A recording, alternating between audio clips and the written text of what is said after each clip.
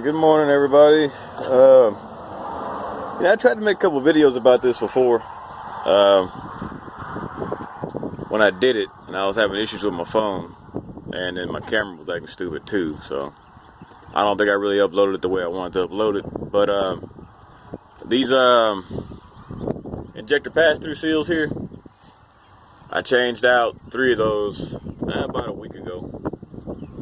And as y'all can see, the fix is sticking. I don't have any oil running down, and I got to go get an engine wash so I can clean that oil off that's down, running down up in there. 'Cause that oil's going to run all the way down between your cylinder head and your intake manifold. It's going to run down. It's going to go down the side of your block. It's going to be all the way down there on the back by your bell housing. It's going to leak down there. It's just what it does. So I changed out 3 of these. Now, when I changed them out, just pretty quick, man. You get that little tool off of Amazon. It's like 49 bucks. It's a 19 millimeter. People say you can use a crowfoot. You might be able to. You just got to be able to fit it in here. So that tool they have is actually better because it's a little bit cylindrical. It'll fit over the line, and you can go on and loosen these up. It's not a big deal really to do it. Just give y'all a little warning. Of the 3 I did strip out one of these bolts. The aluminum here, it don't take a whole lot to strip that out. And when you reinsert this line to connect this back to the injector, you're gonna have to keep these kind of loose. Those 2 bolts are gonna have to be loose, and this rubber is it's gonna be fitting on the around that little the line, the part that goes to the injector, kind of tight. But that's why you have to keep it loose. So you have to get in there, catch the thread on the injector, and then start tightening it down a little bit. Then you go and tighten these. And what I did is when I got this on the injector, I didn't really check these bolts again to make sure they were where they were supposed to be. I thought I had them threaded in. I just put the wrench back on there, man, started turning it, and it ate this whole thing was bored out. So if y'all do strip them out, this is the size you need. I got this. This is the Amazon one because I went to O'Reilly. They didn't actually have a helicoil set, so I bought the Amazon thread repair, fix a thread, or whatever you want to call it. And this is what you need. And you're probably not going to really have to drill it out. I mean, I didn't really have to drill mine out. I just stuck the tap in there and ran the tap down, so worst come to worst, if you already stripped this thing out, go on and run that bolt all the way in there if you can to eat the rest of the thread out. I know that sounds kind of ridiculous, but it is what it is. Go and get this This is like 26 bucks, I think. And go on and run it in there, retap it, run the tap all the way down. Comes with a tap, comes with a little tool, so on and so forth. So tap it, put your insert in there, and you should be good to go. That's the only issue I had doing the job. Initially, this injector line was leaking a little bit, and I didn't want to over tighten it. I just tightened it up a little bit more than what it was supposed to be. And I drove it for a little while. It eventually stopped leaking. So if y'all start these things up and they got a little bit of wicking up under the line, I mean, I'm not talking about a steady flow of diesel, but a little wick, just a little bit where it's still something up under there that's moist, you might want to go on and let it drive it for a little bit to see if it'll seat itself. Because when you take these out, you're going to notice that they're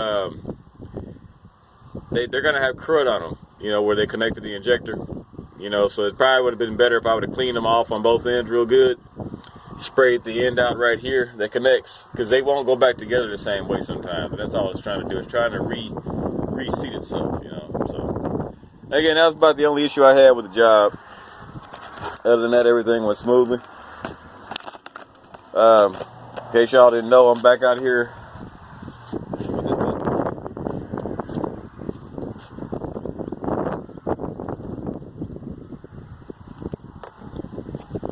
Back out here and got on my flatbed again because I figure, hell, man, the rates got a little low, so I said I'll just get all my percentage, man, and get back on my trailer. And that's what I did. So I got back on my flatbed. Sure, we got fewer actual loads to choose from on the flatbed side, but I mean, it's not bad.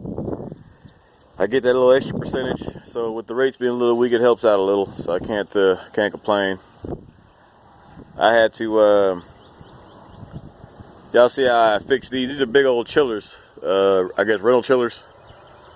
So So I ran chains. They got little eyelets on here, man, make it real easy to secure. To run a chain down here, and I just ran a strap over there for extra. But they're pretty straightforward to secure. So load I like, 9,000 pounds a piece, so pretty, I don't know, a pretty enjoyable load. So I, you know, quick and easy to secure, so no issues there. So I came back out with the trailer. I had to actually I had to do a little bit of welding. I had to put a little bit of welding on them cross members up in there. Not the cross members themselves, but the brackets. And then I had to weld this my spare tire bracket actually had cracked.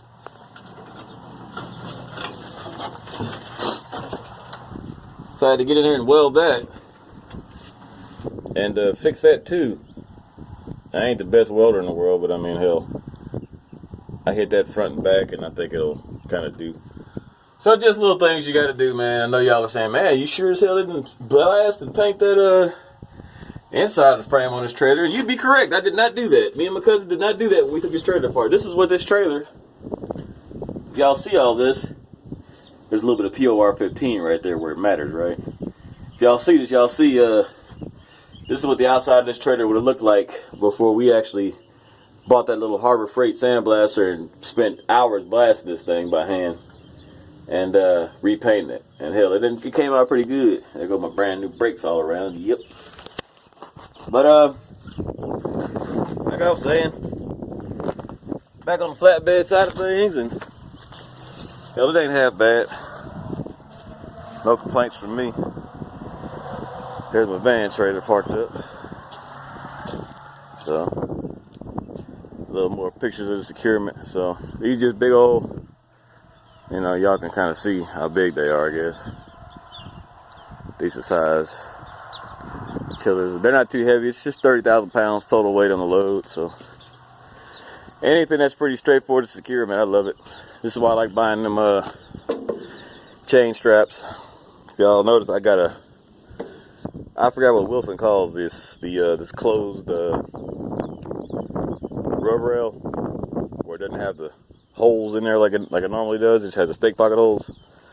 So I pretty much, that's why I bought the majority of my straps for these chain straps. And they came in handy because it made it a lot easier because I couldn't wrap my normal hook straps around like that. I got some hook straps on that, you know, I still have hook straps, but I got a bunch of these pop-ups on the trailer, so these always come in handy if y'all are getting into flatbedding. But that's about it. I'm gonna go on and pack up and take it home for the weekend, and